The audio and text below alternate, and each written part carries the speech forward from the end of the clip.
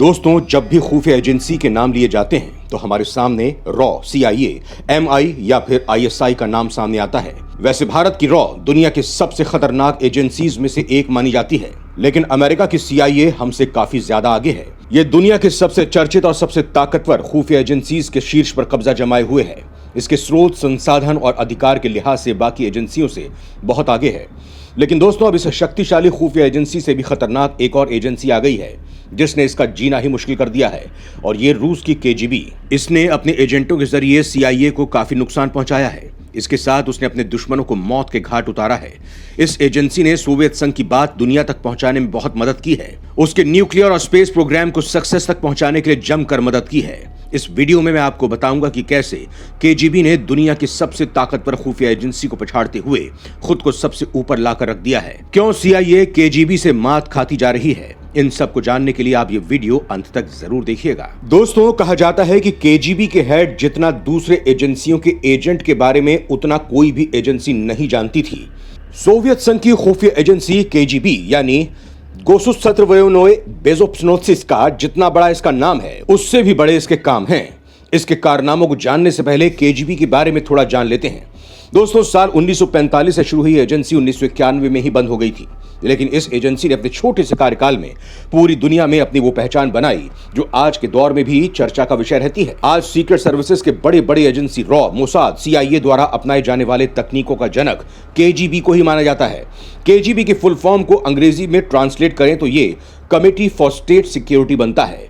यह Soviet union की एक मुख्य खुफिया एजेंसी थी जिसका गठन 1954 में हुआ था और सोवियत संघ के विघटन से पहले तक यानी 1991 तक ये सक्रिय थी।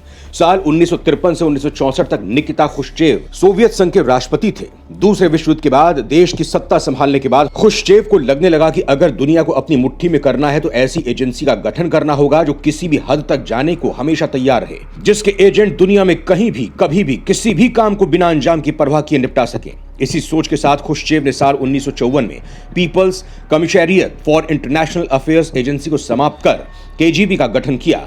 खुश्चेव ने KGB को देश से भी अधिक ताकत दी थी ताकि कोई उसके काम में दखल ना दे सके।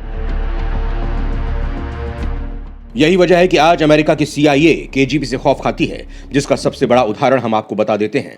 दरअसल जब शीत युद्ध का पूरा दौर अमेरिका की CIA और सोवियत संघ की KGB दोनों खुफिया एजेंसियों के बीच शहमात, एजेंट और डबल एजेंट के खेल के किस्सों से भरा था। विशेषज्ञ मानते हैं कि अपने समय में यह दुनिया की सबसे प्रभावी खुफिया एजेंसी थी। KGB पश्चिमी देशों की तकनीक जानकारियों को चुराने में भी बेहद उस्ताद थी। कॉनकॉर्ड जैसे विमान के बारे में उसने सारी खुफिया जानकारी हासिल कर ली थी, जिसकी बदौलत सोवियत संघ ने TU-144 बना लिया था। द्वितीय विश्व युद्ध के दौरान सब जानते थे कि ताकतवर देश न्यूक्लियर बम बनाने में लगे हैं। उस वक्त सभी इंटेलिजेंस साइंटिस्ट का ठिकाना अमेरिका ना होकर यूरोप था, जिसमें आइंस्टाइन से लेकर मैक्स प्लैंक तक शामिल थे। वहीं जैसे जर्मनी यूरोप को देशों को अपने अधीन करता गया, वैसे वैसे वैज्ञानिक भी देश छोड़कर जाने लगे। वो ब्रिटेन और अमेरिका जैसे देशों में चले गए।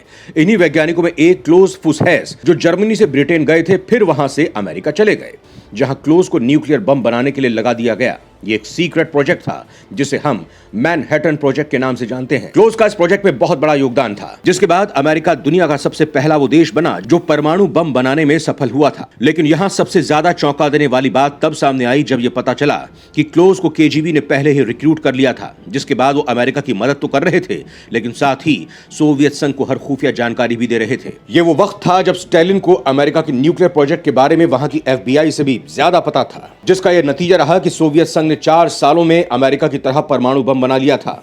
KGB के इस तरह से काम करने से CIA इतनी खौफ में आ गई कि उन्होंने सोवियत संघ से भागे किसी भी जासूस पर भरोसा नहीं किया।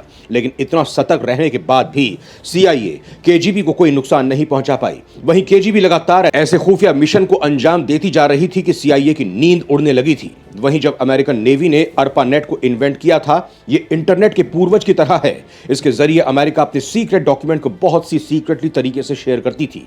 जब अमेरिका ने अपोलो मिशन को अंजाम दिया तो सोवियत संघ को इसे लेकर काफी चिंता हुई। उन्हें लगा कि अमेरिका वहां कोई बॉम्बर प्लेस करना चाहता है। इसे लेकर सोवियत संघ ने इसकी जासूसी करने की प्लानिंग की। इसके साथ अपनी मिलिट्री कमीशन से ऐसी ही स्पेस शटल बनाने को कहा। वहीं केसीबी अपने खतरनाक इरादों के मुताबिक उन्होंने आरपानेट को हैक करके कई डॉक्यूमेंट चुरा लिए। इन डॉक्यूमेंट से सोवियत संघ को यह तो पता चल गया कि अपोलो मिशन कोई मिलिट्री मिशन नहीं है, लेकिन उनके पास शटल के बारे में जानकारी थी। इस इंफॉर्मेशन को लेकर सोवियत ने पूरा फायदा उठाया, जिसका यह नतीजा रहा कि उसने कुछ ही समय बाद बूरन स्पेस शटल बना दिया। यह स्पेस शटल अपोलो से काफी ज्यादा एडवांस था। इसका एक कारण यह भी माना जाता है कि अमेरिका की स्पेस एजेंसी नासा पर सरकार का पूरा दबाव रहता था, जिसके कारण वैज्ञानिक खुलकर काम नहीं कर पाते थे। वहीं सोवियत अपने स्पेस एजेंसी पर कोई भी दबाव डाले बगैर काम करने देता था। केजीबी जहां दुनिया भर में अपनी नजर गड़ाए बैठी रहती है, वहीं वो देश में अपने राजनेताओं और नागरिकों पर भी नजर रखती थी, जिससे इनमें शामिल देशद्रोही को पहचाना जा सके। वहीं जब उन्हें किसी पर शक होता तो बिना किसी डर के उनकी हत्या तक कर देते थे। वहीं सोवियत संघ के हेड स्टालिन के बाद निकिता क्रुश्चेव, वहीं उनके रिजाइन करने के पीछे भी केजीबी को ही कारण माना जाता है। रूस की खुफिया एजेंसी केजीबी के दस्तावेजों को संभालने वाले वैसिली मित्रोखीन, इन्होंने करीब 40 सालों तक केजीबी में काम किया। इस दौरान केजीबी द्वारा दुनिया भर में किए जाने वाले कोवर्ट और ब्लैक ऑपरेशन से जुड़े सभी डॉक्यूमेंट मित्रोखीन के पास ही आते थे, जिन्हें वो आर्काइव करने का काम करते थे। इतने सालों तक केजीबी के टॉप सीक्रेट डॉक्यूमेंट्स को पढ़ते पढ़ते धीरे धीरे उनका मन कम्युनिस्ट विचारधारा और सोवियत यूनियन से उठने लगा। वैसिली मित्रोखीन ने 1992 में ब्रिटेन में शरण ली। वो अपने साथ 6 ट्रक भर के केजीबी की फाइलों का जखीरा भी ले गए। इसमें 1954 से लेकर 1990 के दशक तक केजीबी द्वारा अलग अलग देशों में किए गए ऑपरेशन की डिटेल्स थी। इन्हीं दस्तावेजों के आधार पर कैम्ब्रिज के इतिहासकार क्रिस्टोफर एंड्रू ने 2 किताबें लिखी। किताब द मित्रोखीन आर्काइव और द मित्रोखीन आर्काइव 2 लिखी। इन किताबों में छपी रिपोर्ट्स ने इतनी सनसनी मचाई कि भारत, इटली और ब्रिटेन में तो संसदीय जांच भी बिठा दी गई, जिसके बाद केजीबी को भी भंग करके 2 हिस्सों में बांट दिया गया, जिसमें एफसीबी के जिम्मे आंतरिक सुरक्षा और एसवीआर के जिम्मे विदेशी इंटेलिजेंस का काम आया। बताया जाता है कि केजीबी के भारत के गहरे संबंध थे। कहा जाता है कि केजीबी के भारत की पूर्व प्रधानमंत्री इंदिरा गांधी और कांग्रेस के साथ बहुत ही घनिष्ठ संबंध थे। केजीबी इंदिरा गांधी को चुनाव जिताने के लिए हर संभव सहयोग किया करती थी। शीत युद्ध के जमाने में कम्युनिस्ट देश भारत में साम्यवाद के फैलाव के लिए पैसे खर्च कर रहे थे। इसके साथ ही बांग्लादेश के बनने के तुरंत बाद ही वहां अपने पैर जमाने शुरू कर दिए थे। वहां के पहले प्रधानमंत्री शेख मुजीबुर रहमान के काफी करीब भी रहे।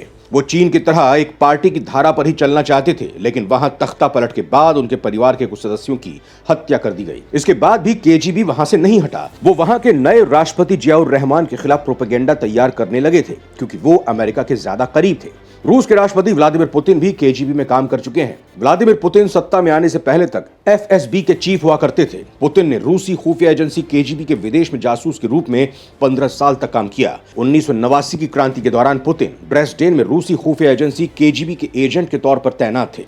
ये जगह जर्मनी के उस हिस्से में थी जिसे तब कम्युनिस्ट पूर्वी जर्मनी के नाम से जाना जाता था। साल 1990 में वो केजीबी से लेफ्टिनेंट कर्नल रैंक से रिटायर हो गए और रूस वापस लौट आए। एसवीआर के पूर्व प्रमुख सरगई लेबदेव ने एक बार कहा था कि इस ग्रह पर कोई ऐसी जगह नहीं है जहां केजीबी पहुंची ना हो।